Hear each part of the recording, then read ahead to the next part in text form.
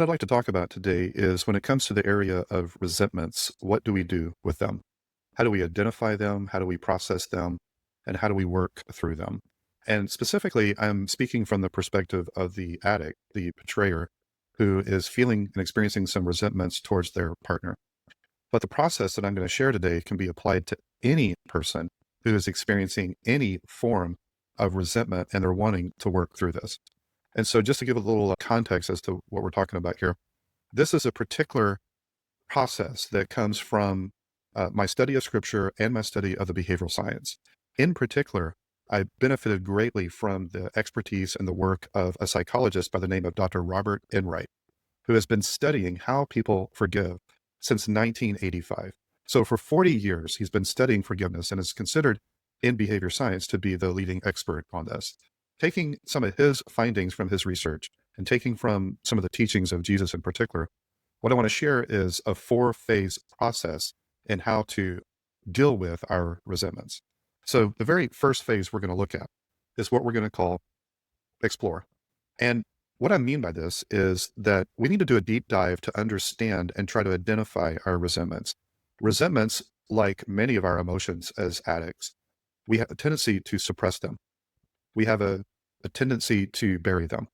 The problem with that is, just like any other emotion, when we bury or suppress resentments, they don't just disappear. When they're buried alive and they get stronger. They build up in both power and pressure. They have more intensity and they have a tendency to resurface. That's actually what the word resentment means, is to refeel or to re-experience. And so if we're already used to suppressing our emotions, it can be difficult to identify our resentments because we keep them hidden and buried. They have a tendency to attach themselves to anger. And so when we feel anger surface, often there are some resentments that surface with that, and they become drivers of that anger and they intensify the anger. So let me walk you through a couple of things that you can do to help identify what are these resentments and where are they coming from. The very first area that is potential for resentments is actually differences with my partner. So these are not moral issues. This is neither right nor wrong. I have seen resentments that surface because one partner is a night owl and one is a morning person. I've seen resentments that can surface because one partner is more organized and structured and the other is more loose and unstructured. And that difference can be a source of resentment. I've also seen resentments as far as one person may be an introvert and one person may be an extrovert. So one person is wanting to socialize more and go out more. The other person is wanting to stay home. And that difference, which is not a moral issue at all, it's just a preference difference, that can be one area of potential resentment. One partner likes to be earlier on time, the other tends to run later, and they don't look at time the same way. So any difference with your partner can be fertile ground for future resentment.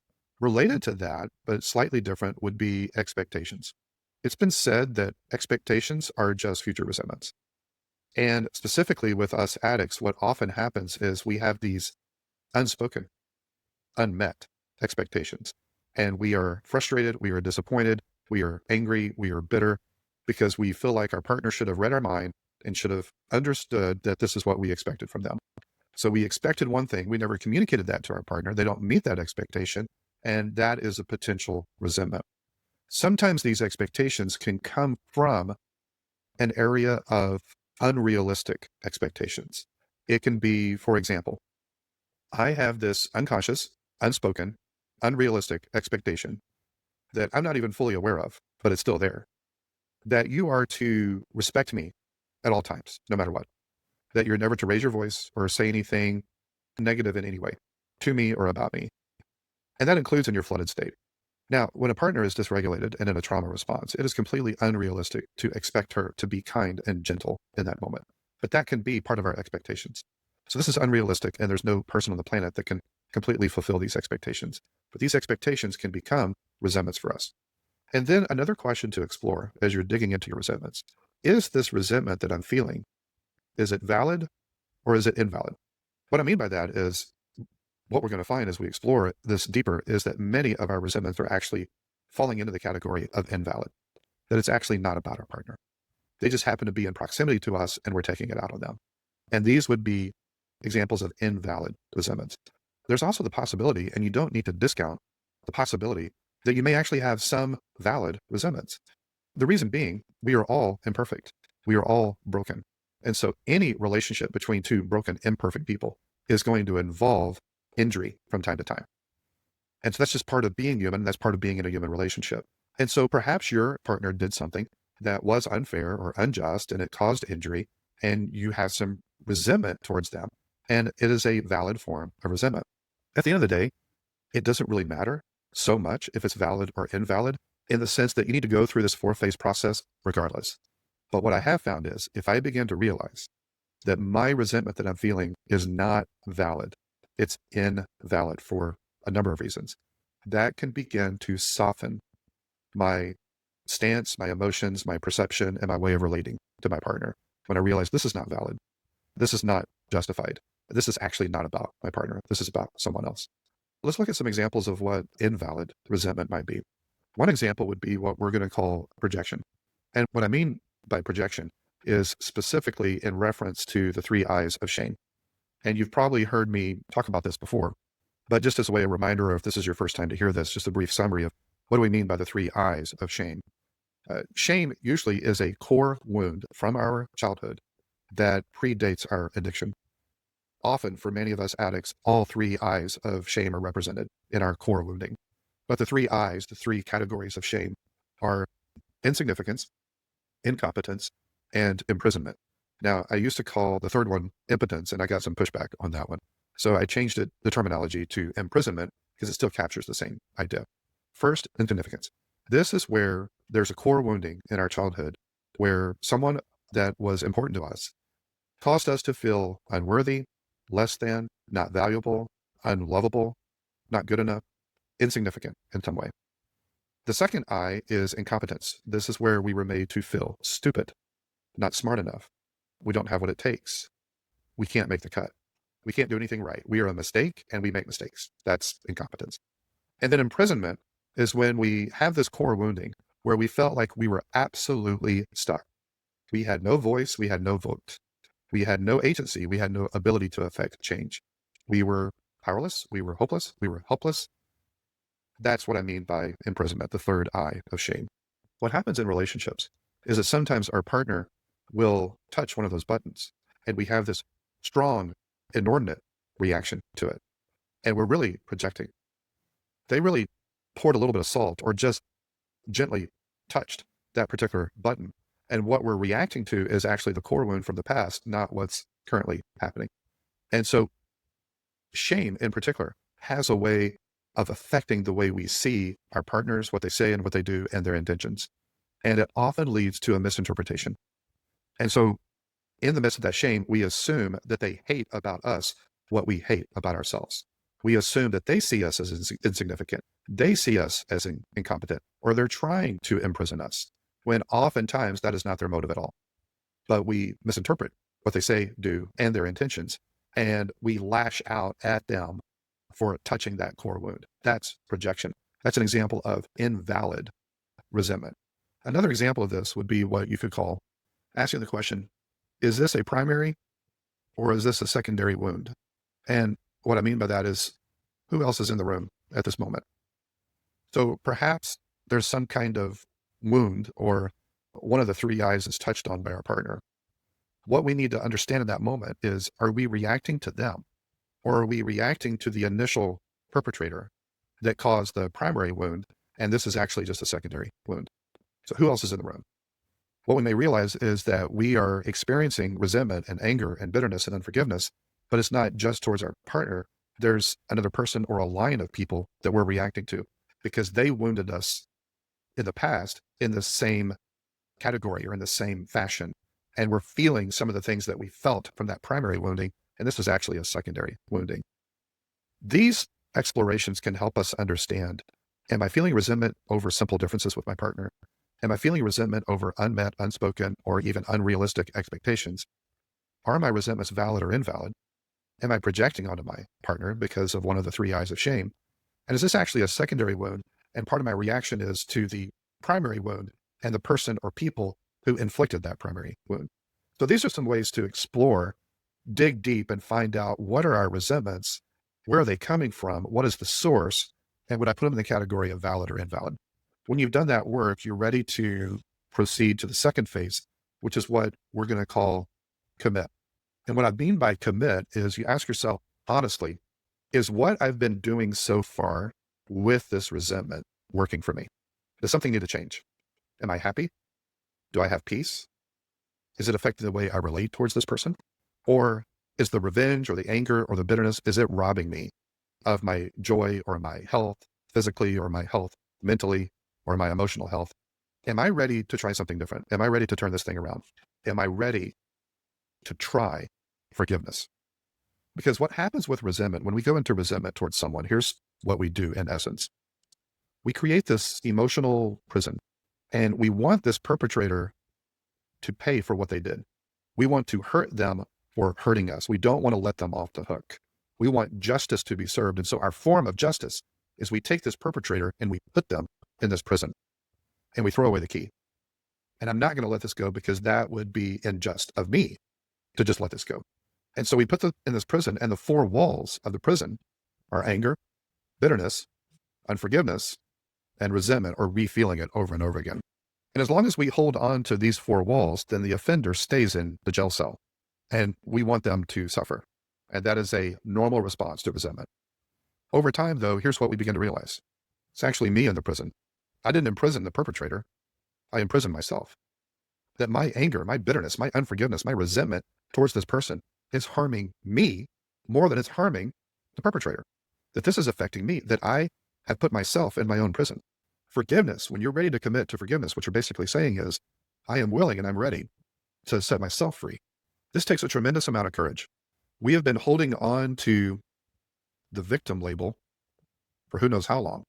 And if there's a victim, there's a villain. The perpetrator is the villain. The perpetrator is the enemy. And we put them in this prison because they are the enemy and because they deserve it. And some of us, we grow quite comfortable inside this prison that we made because it's what we've known and it's what we know what to expect there. There's no surprises. We grow comfortable in this prison and we feed our resentments, and we're reluctant to forgive. We're reluctant to walk out of the prison because it feels like we're letting them off the hook. We're setting them free and they don't suffer any consequences for this. Therefore, justice has not been served. But what we need to realize is we're not setting them free with our forgiveness. We're setting ourselves free. Forgiveness is a gift that we give to ourselves primarily and to the offender secondarily. So the question to ask in this phase is, am I willing? Am I actually willing to start the process of forgiveness? And this willingness question is very compatible with the 12 steps.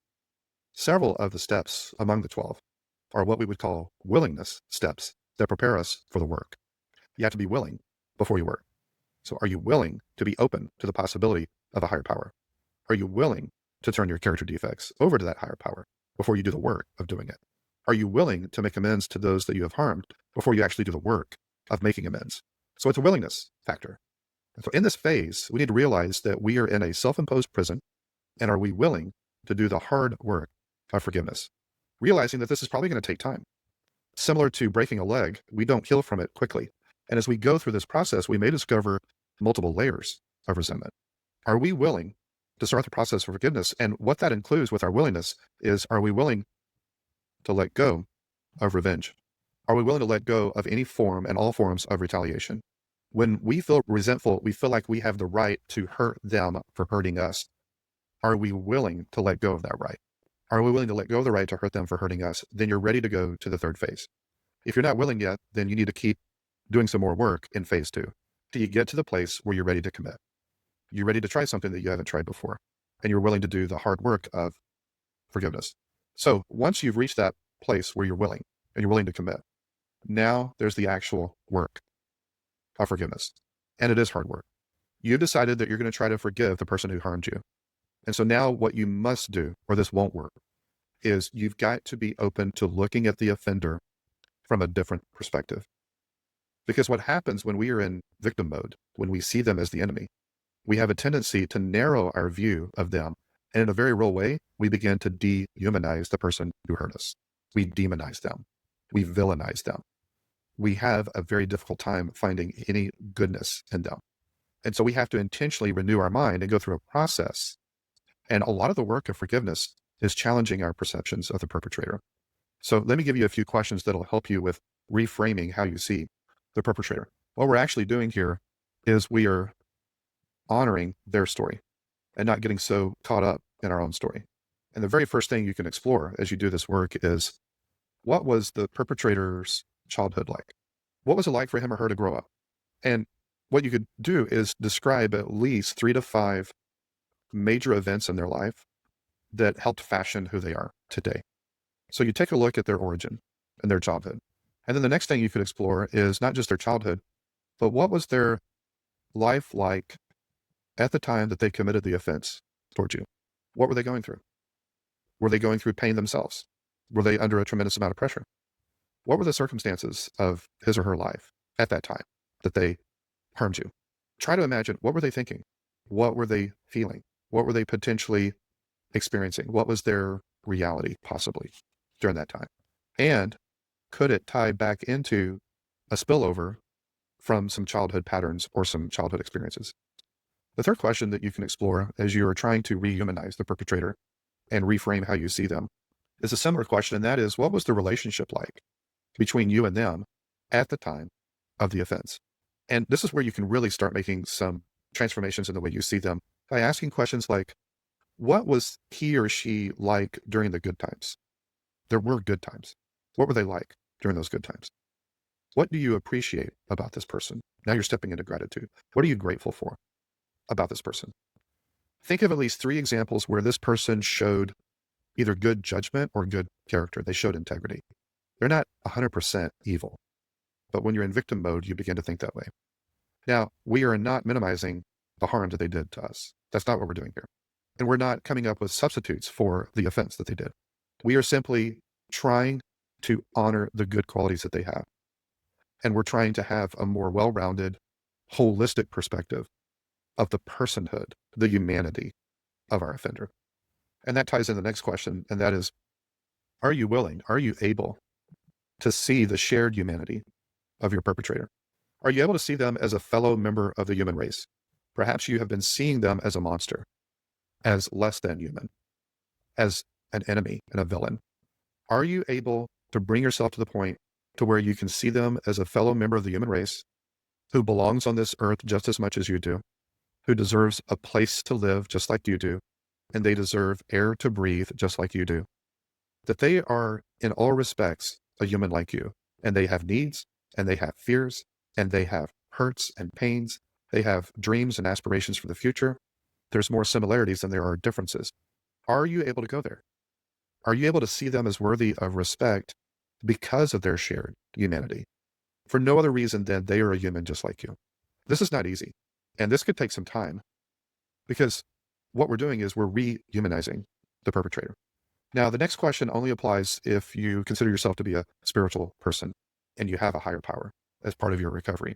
And that is, am I able to try and see, how does God view this person? Can I see them from God's eyes? Are we able to imagine that God could forgive them?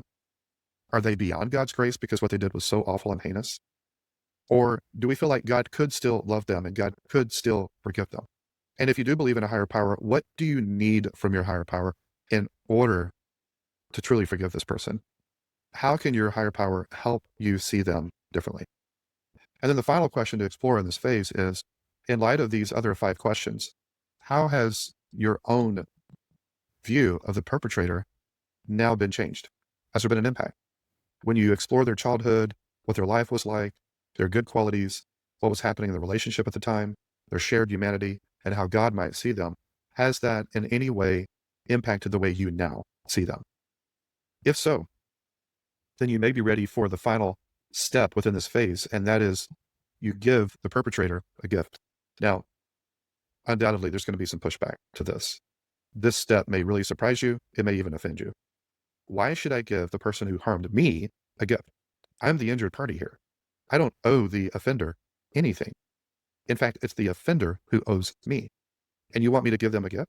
The research actually backs this up, that this is one of the most effective ways to experience and demonstrate true, authentic forgiveness. That's why we want to do the work of these 6 questions of honoring the story of the perpetrator, because we want to replace the resentment that we're feeling, the anger, the bitterness, the unforgiveness, with some positive thoughts, feelings, and intentions and attitudes towards the perpetrator. And if you're not there yet, if you're not authentically there yet, you're not ready to forgive. Therefore, you're not ready to give the gift of grace. You're not ready to give them some kind of gift as a token or sign, expression, and demonstration that you have forgiven this person. So when we give some kind of gift to the one who hurt us, that's when we step out of the prison. That's when we actually break the power that this person has over us. Because in a very real way, we have empowered them, we have allowed them to hurt us twice. They hurt us originally with the original offense, but now they've hurt us because we've held on to it. And we've been the one that's in the prison.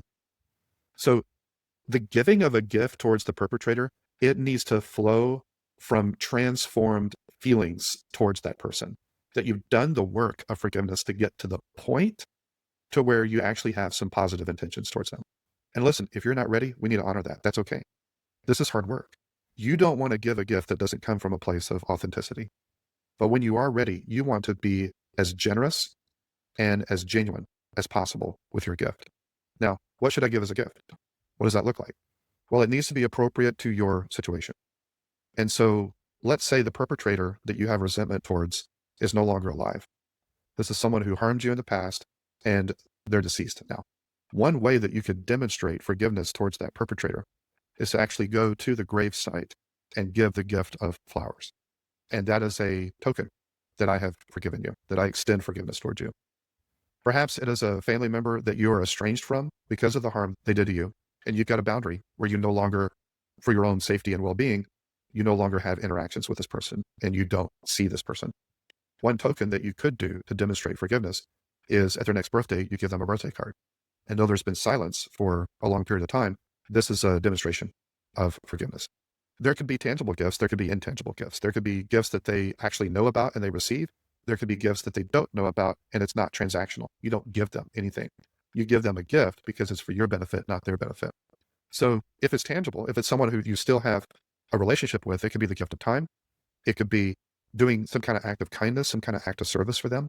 It could be a smile, a hug, a note. It could be that I will now speak kindly to them. It could be that I will no longer speak unkindly or negatively about them. It could be that you're not going to give this person anything tangible, but you're going to give them a moral gift. And so I am going to, from a place of authenticity, I'm going to pray to my higher power that my higher power would bless this person. And I actually mean it. I want good for them. When you're able to give a gift to your offender, that's when you know that you have reached that place where you have done the work and you've renewed your mind and you've expanded your perspective and you are ready to forgive this person. That is the work. And that's the last step within phase 3. Once you've given the gift of forgiveness and you give them some kind of tangible expression of that, you now step into the final phase, which is freedom. And one helpful way to step into this final phase is to look at your own need for forgiveness.